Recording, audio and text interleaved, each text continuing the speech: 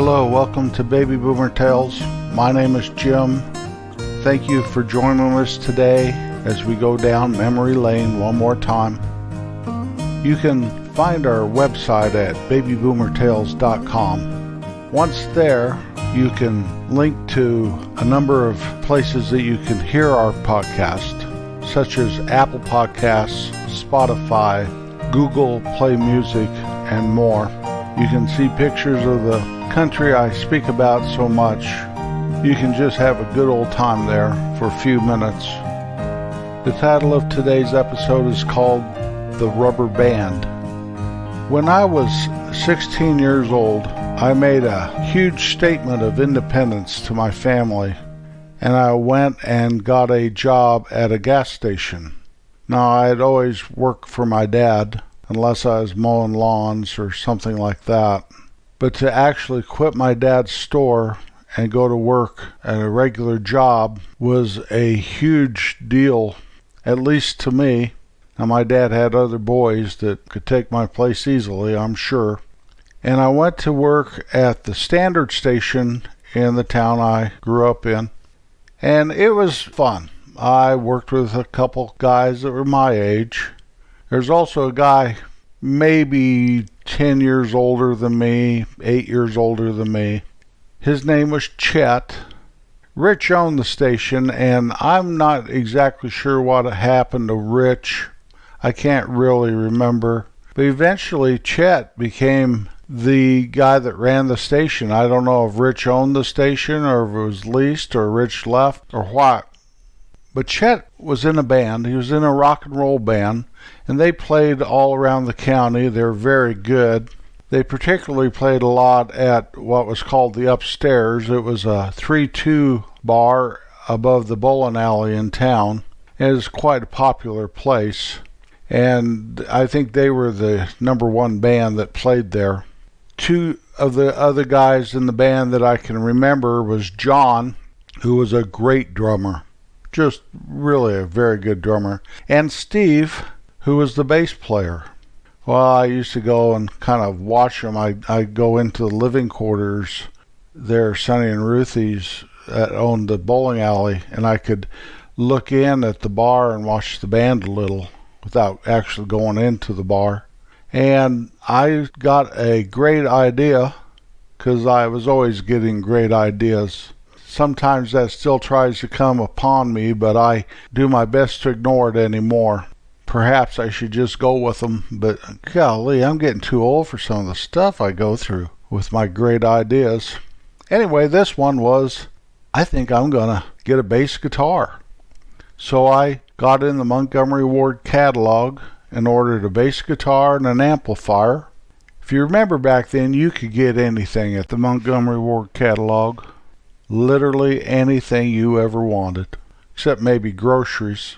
So that bass came, and I hired Steve to give me bass guitar lessons. And I remember him trying to teach me different runs and how you play the bass. And one thing we always want to remember whenever I talk about me and music is I'm pretty much tone deaf and can't really do music very well. I can't sing or anything. I can read music. I can read music perfectly. I learned that with my tonette back in the days before I started playing my cornet trumpet hybrid. But this was nothing to do with reading music or anything. These guys were playing rock and roll songs just from ear. And so I learned a few ways to play my bass, and it was basically the bass rhythm to Louie Louie. Everything I played always had that. I think 3 chords or whatever that was called on Louie Louie.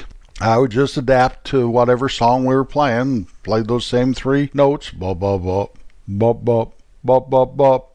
Bop, bop, remember that? Well, that's what I would play. And somehow, between my friend Dave and John, Dave's brother, I hung out with those guys a lot all the time, from time we were little kids. And we put a band together. Besides Dave, John, and myself, we got Tim in our band, and a guy named Mike in our band. Now, John played guitar, Dave played drums, I played bass, Mike and Tim played guitars, and we used to practice at Dave's and John's house. I do not know how his mom put up with it, but we practiced there. And one of our earliest practices, trying to figure out who the singer was going to be, the lead singer. And of course I wanted to be, and so I was singing, and what we would do is the other guys would go outside, like one guy at a time go outside while the other guys sing, and they come in and they say who was the best singer. Everyone that went outside and came back in said that, and it was all where they didn't know who was singing, you know, kind of like The Voice where your back's to it. Every one of them said that I was the worst singer. So it turned out that Mike became the lead singer, and that was okay. Mike could really sing good, but he had one real bad handicap to being a lead singer, and that was he could never remember the words to songs. So as we started playing venues, I would stand close to Mike because I knew all the words to all the songs, and I would tell him the songs. Hey there, Little Red Riding Hood. Hey there, Little Red Riding Hood. You sure are looking good. You sure are looking good. Blah, blah, blah, blah, blah. On and on we went, song after song after song. Well, I did get to do the wolf howl on that one particular song, and probably did the ha ha ha ha wipe out on that song, and we had quite a selection of songs, and we started to become popular. I believe John the drummer, the great drummer, gave Dave lessons, and Chet probably gave maybe John, some of those guys, lessons. We weren't very good, but you know what? I think we got so we were okay. Places hired us. We played for some 8th grade dances. We played in the upstairs a couple times, and it was just jam-packed. I spoke of this before. They were teen night or something. I think one time was a Halloween night, but so the beer part of it was closed, but they opened up the venue, and we packed the place out. I remember playing my bass, dancing on one of the tables. Now, I dance about as good as I sing, so dancing's all part of music too. So I'm sure I was a sight for sore eyes, and watching me made your eyes sore, but I had fun. One of the things that we always had a problem with is we never could come up with a name. We'd already established that we didn't wear little uniforms like they did back in the mid-60s. You see Herman's Hermits all dressed alike in little Nehru jackets and whatever, or Jerry and the Pacemakers wearing leisure suits, all that stuff. We just wore our jeans and t-shirts and whatever. I did buy a polka dot shirt that I specifically wore when we had a gig. I bought it out of the Montgomery Ward catalog once again, but we couldn't come up with a name. We were the Midnight Riders for a while. We were this for a while and that for a while. We were the Rubber Band for a while, maybe a week. The reason this episode is called The Rubber Band is that was my idea. I thought that was the perfect name for a band. So we really had no identity, but we got along good and we did a lot of stuff.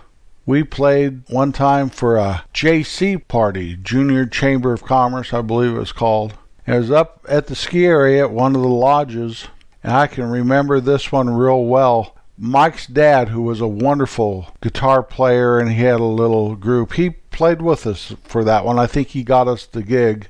And these guys at that party were so drunk they were just dropping money all over the place. Mike's little brother Donnie crawling around on the floor picking up $10, $20 bills all over the place. I believe he picked up more money than they paid us, but they paid us well. So we were professional musicians, that's a fact.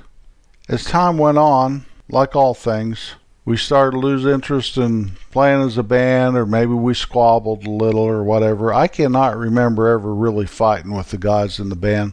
We all seemed to get along pretty darn good. It probably was the burden of having to commit to something long term when you're 15, 16 years old. As things were kind of waning to an end, I remember another guy named Mike, classmate of mine, invited me over to his house one day, and I went over there. And he had this big presentation how he was starting a new band. and we were all going to have these little outfits we wore, and he was building these stands that you could stand on so you're higher than the people dancing or whatever. And he had it all figured out, and he was trying to recruit me for his band. Now, I knew he was in trouble because I wasn't a good bass player. I might have been cool, but I was not musical.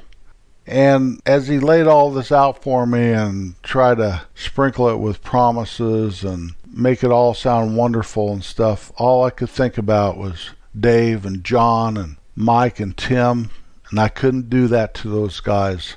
I don't care if we're going to disband here in the future or not, I wasn't going to leave them. Well, the band did disband after a while. We all went our separate ways, which wasn't far from each other because we knew each other very well. I sold my bass guitar and amplifier to Mike, the lead singer in our band. I don't know if he can remember songs to this day. I'm glad I got to stand by him and tell him the words to songs. I'm glad that I can remember Dave sitting there at his drums. I explained this before. Every time I saw Dave sitting at the drums, I thought of Dennis Wilson, who was by far and away my favorite drummer of the Beach Boys. Seeing John out there, being cool, being John. Tim, his real reserved self, not really wanting to be in the spotlight, just wanting to do his thing. And Mike, out there, wonderful guitar player that couldn't remember a stanza to a song to save him, but he could play it. He just had trouble remembering the words. We'd pack up all of our stuff and put it in the back of my station wagon. We'd have that station wagon totally full of equipment, drums and amps and guitars. Set it up. We had nobody to help us set it up. We just set it all up ourselves and break it down at the end of the dance. Maybe there's someone out there that remembers us playing. I sure can't forget it. That's a fact. I always wish that I was musical. I really do. I'm not like my wife at all in that respect. She always could be in a band and just lead the whole thing and play whatever instrument they needed her to play, but not me. I can't even clap on beat. Here I was, the bass guitar player.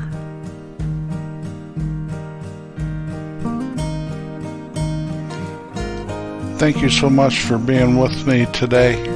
I appreciate it more than you'll ever know. If you'd like to help us keep Baby Boomer Tales podcast commercial free, just visit our webpage, babyboomertales.com. There's a link that's called Support Our Podcast. If you follow that link, it'll explain to you how you can help. Show kindness in every way, everywhere you're at. That kind light will shine from you, and everyone will know that you're okay. I'll be back next Wednesday.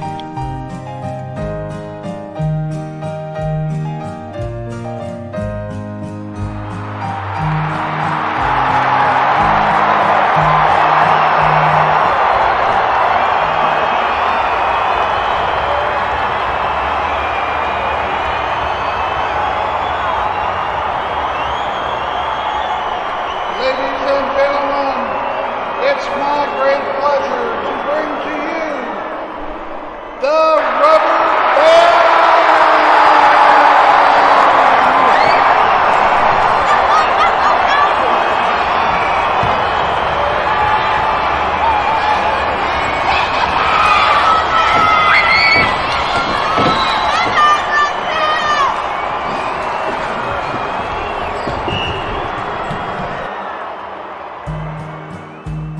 And now the show is over.